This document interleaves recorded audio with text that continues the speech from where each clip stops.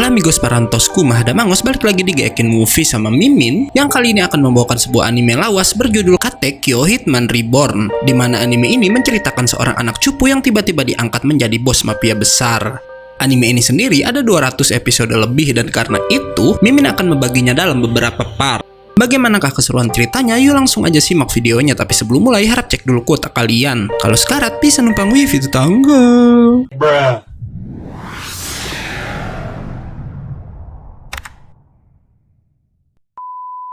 Scene dimulai di negara Jepang, di mana ada seorang berperawakan anak kecil berhenti di sebuah rumah keluarga Sawada dan memasukkan surat ke kotak surat yang ada di rumah itu. Hingga kemudian Nyonya Sawada mengecek kotak suratnya dan membaca surat yang berisi tulisan iklan bantuan mengajar untuk anak.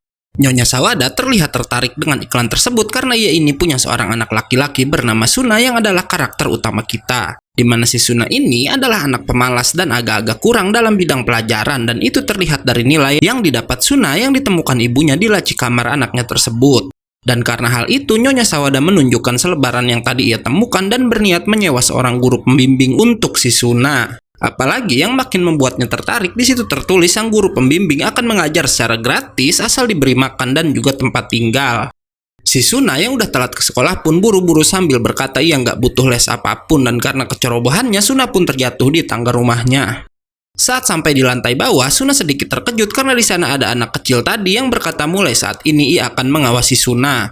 Anak itu pun mengenalkan dirinya yang bernama Reborn. Karena udah terlambat ke sekolah, Suna nggak begitu mempedulikan Reborn dan langsung ngebut menuju sekolahnya, tapi tahu-tahu si Reborn udah ada di atas kepala Suna. Sepulang dari sekolah, Reborn pun menjelaskan maksud kedatangannya ke rumah Suna yang katanya Suna adalah keturunan seorang bos mafia dari kelompok mafia bernama Fongola Family, dan ia akan menjadi kandidat bos Fongola ke-10, dan tugas Reborn datang jauh-jauh dari Italia adalah untuk mendidik Suna jadi seorang bos mafia yang hebat.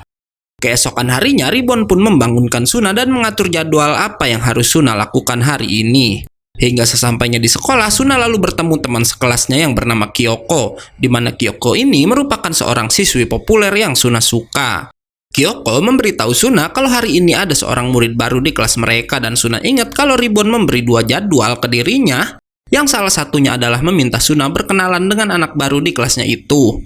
Sesampainya di kelas, guru mereka pun langsung mengenalkan seorang siswa pindahan dari Italia yang bernama Gokudera Hayato. Tanpa alasan yang jelas, si Hayato nampak benci banget sama si Suna, sampai-sampai nendang meja tempat duduk Suna sampai si Suna terjatuh. Saat jam istirahat, teman sekelas Suna yang bernama Yamamoto mengajak Suna buat ikut pertandingan voli dalam pertandingan antar kelas. Suna yang gak punya bakat dalam bidang olahraga pun berniat menolaknya, tapi karena pujian dari Kyoko, Suna pun akhirnya mau menerima ajakan dari Yamamoto tersebut. Pertandingan bola voli pun dimulai. Suna yang gak bisa apa-apa malah menjadi beban buat timnya, hingga poin mereka tertinggal jauh dari lawannya.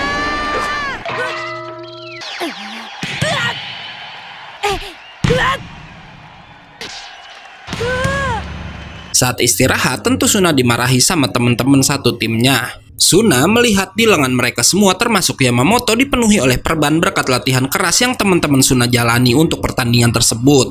Melihat itu, Suna pun langsung kembali bersemangat dan ingin timnya menang dalam pertandingan. Hingga kemudian Reborn membantu Suna menggunakan 2 peluru yang ia tembakkan ke kaki Suna, yang Reborn bilang jika peluru itu bernama peluru keinginan milik Fongola Family, yang bisa ngebantu penggunanya untuk mewujudkan keinginan mereka. Dan karena Suna ditembak di kedua kakinya itu, membuat Suna bisa melompat sangat tinggi dan berhasil memblok serangan lawan walau harus menggunakan bagian nganunya. Dan akhirnya berkat bantuan Reborn, tim Suna pun bisa memenangkan pertandingan tersebut. Suna dan teman-teman satu timnya terlihat senang kecuali si Hayato yang bilang sama Suna kalau dialah yang pantas jadi yang ke-10.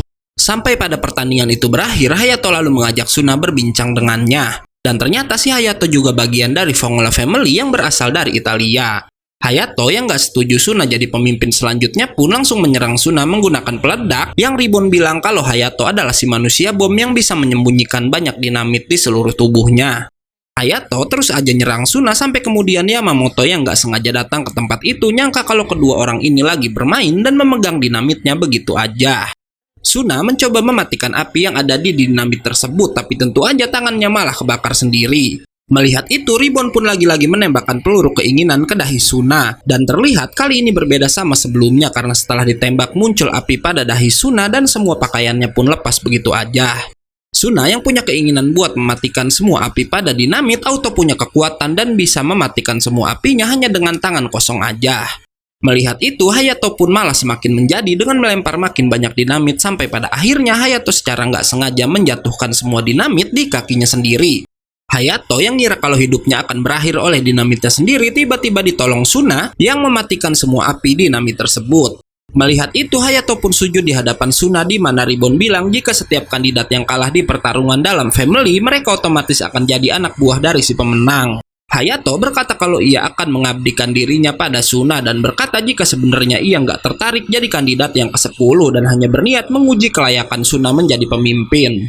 Si Yamamoto yang masih ngira keduanya lagi bermain pun malah pengen ikut-ikutan jadi bawahan Suna. Dan akhirnya Ribbon bilang latihan kali ini selesai dengan Suna yang berhasil mendapatkan pengikut. Keesokan harinya, rumah Suna kembali kedatangan seorang bocil mafia seperti layaknya si Ribbon. Anak itu bernama Lambo dan katanya ia merupakan seorang pembunuh yang berasal dari mafia Bovino Family. Si Lambo ini selalu menganggap Ribbon sebagai rivalnya, tapi kocaknya Ribbon sama sekali nggak pernah mempedulikan dirinya. Suna yang melihat Ribbon cuek pun bertanya apa Ribbon mengenal Lambo. Dan dengan gaya kerennya Ribbon berkata jika ia tak ingin berurusan dengan keluarga mafia rendahan seperti Bovino Family. Keesokan harinya saat Suna pergi ke sekolah nggak disangka si Lambo mengikutinya. Yang tentu aja itu menjadi perhatian murid lain termasuk ketua komite disiplin sekolah yang bernama Hibari.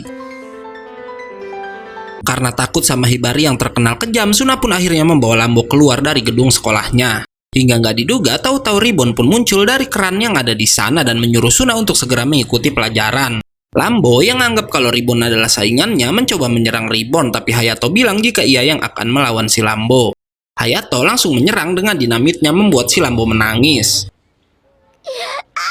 Namun yang nggak diduga, Lambo mengeluarkan sebuah basoka dan langsung masuk ke dalamnya. Anehnya, begitu basokannya ditembakkan, keluar sosok pria dewasa yang merupakan wujud Lambo di masa depan, dimana jika ia menggunakan senjata tadi yang bernama Junen Basoka, Lambo bisa bertukar tubuh dengan dirinya sendiri yang ada di masa 10 tahun yang akan datang. Walau udah jadi keren, Ribbon ternyata masih mengacuhkan si Lambo, membuat pria itu marah dan ingin membuktikan diri pada si Ribbon. Walau tetap aja Lambo yang dewasa nggak bisa mengalahkannya.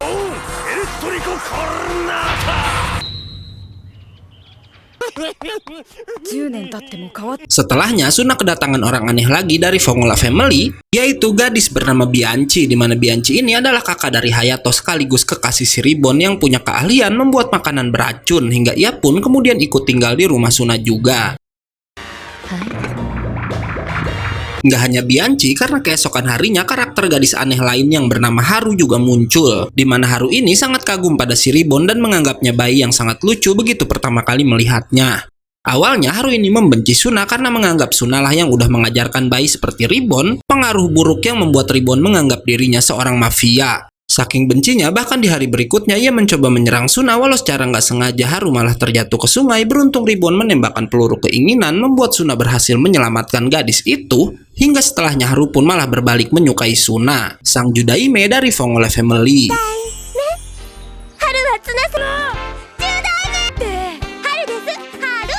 Sementara itu, di sekolah si Hibari sang ketua komite disiplin makin berulah karena ia menggerakkan para preman untuk memukuli murid-murid yang gak ia sukai. Namun Ribbon berpikir lain karena ia malah tertarik dengan cara berpikir Hibari dan menginginkan anak itu bergabung jadi family si Suna. For your information, sebelumnya Suna udah mengumpulkan beberapa teman yang akhirnya udah dianggap Ribbon sebagai family-nya ya guys, yaitu Hayato, Yamamoto, Kyoko, Bianchi, dan juga Haru, yang Ribbon bilang membuat family itu bagus untuk mendukung Suna agar menjadi seorang Judaime. Setelahnya, Ribbon membuat ulah dengan mengajak Suna dan kawan-kawan ke ruangan komite disiplin dan ingin menggunakan ruangan itu sebagai markas family mereka. Yang tentu aja membuat anak buah Hibari marah, namun mereka semua bisa dibereskan oleh Hayato juga Yamamoto.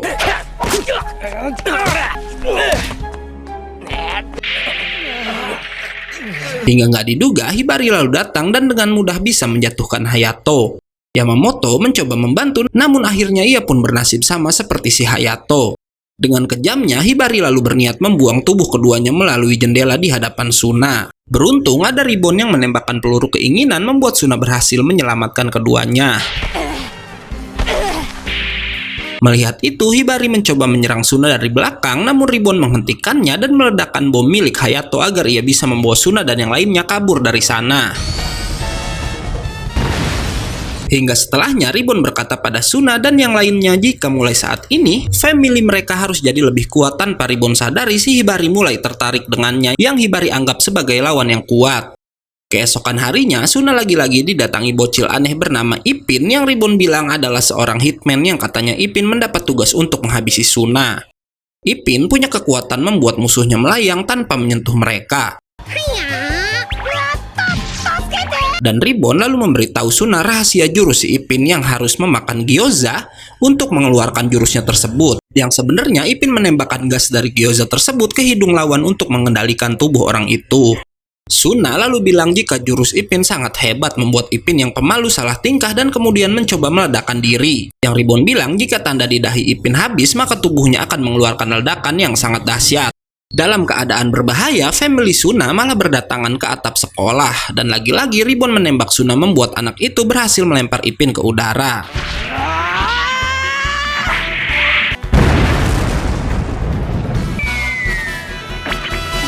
Suna lalu mengambil foto yang ada di si Ipin yang merupakan foto target sang hitman. Dan terlihat jika rambut orang itu emang mirip seperti Suna walau mukanya berbeda jauh. Yang ternyata Ipin ini punya mata rabun guys. Membuatnya salah target dan malah mengincar Suna. Dan karena kesalahpahaman udah selesai, mulai saat itu Ipin pun berakhir dengan ikut tinggal di rumah Suna seperti yang lainnya. Keesokan harinya, Suna yang terlambat ke sekolah ditembak Ribbon agar bisa pergi ke sekolahnya dengan cepat. Hingga di depan sekolah, ia bertemu seorang siswa bernama Sasagawa Ryuhei yang adalah ketua klub boxing di sekolah mereka. Ryuhei kagum pada Suna karena melihat kehebatan anak itu saat bertanding voli dan karena hal tersebut ia mengajak Suna untuk bergabung dengan klub boxingnya.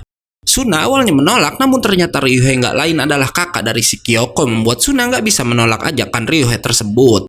Suna pun akhirnya pergi ke klub boxing, namun gak diduga, family-nya juga udah berada di sana karena ternyata Ribbon meminta mereka semua datang untuk mendukung Suna. Dimana sebelumnya Ribbon udah mengatur agar Suna langsung berlatih tanding dengan Ryuhei dengan tujuan Suna bisa jadi lebih kuat lagi.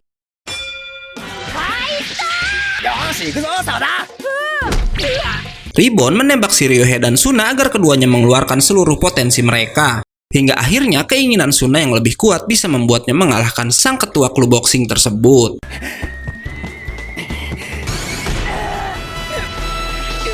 Setelahnya, anggota klub karate datang ke sana karena mereka dendam sebelumnya si Ryuhei udah mengalahkan ketua mereka. Liciknya, sang ketua klub karate membawa kakaknya untuk mengalahkan Ryuhei. Pertarungan gak hanya terjadi antara Ryuhei dan klub karate aja karena kemudian anggota family si Suna pun ikut membantu.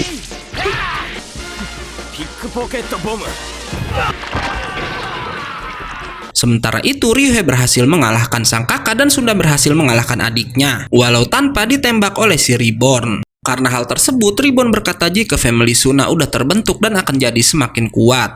Begitupun dengan Hibari yang ternyata ada di luar gedung dan mengancam akan menghukum klub karate atas kerusuhan yang mereka buat.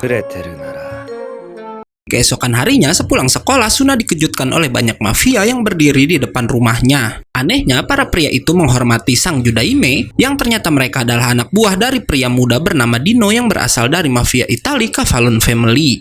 Di mana dulu Dino adalah murid Ribbon yang berlatih padanya untuk menjadi seorang pemimpin menggantikan ayahnya. Awalnya Dino menolak dan gak mau jadi seorang bos, namun berkat pelatihan berat dari Ribbon, kini ia memimpin lebih dari 5.000 anggota family-nya. Malam itu, setelah menyuruh semua pengawal Dino pulang, dengan seenaknya Ribbon meminta Dino menginap di rumah Suna. Keesokan harinya, saat akan berangkat sekolah, Suna didatangi para family si Dino dan membuatnya berpikir Dino sangat dihormati oleh pria-pria itu. Namun gak disangka, para family Suna juga datang untuk menjemputnya. Membuat Dino tertarik akan seperti apa family Suna berkembang nantinya.